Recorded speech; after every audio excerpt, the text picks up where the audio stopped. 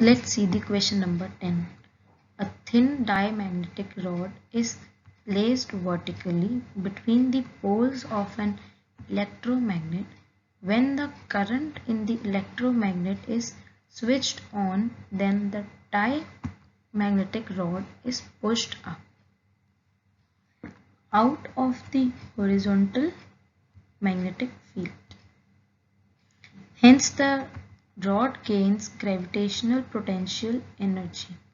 The work done requires to do this comes from the current source, the lattice structure of the material of the rod, the magnetic field, the induced electric field due to changing magnetic field.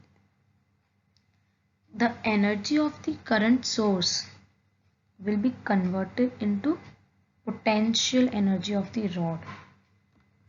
The work done requires to do the work required to do this comes from the current source, because the energy of the current source will be converted into potential energy.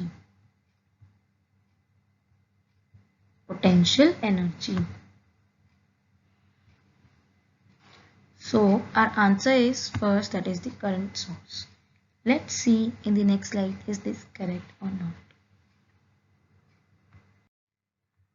Yes, the answer is first, that is the current source, and I have already told the reason, because this source will be converted into potential energy rod easily. So the work required to do this comes from the current source only.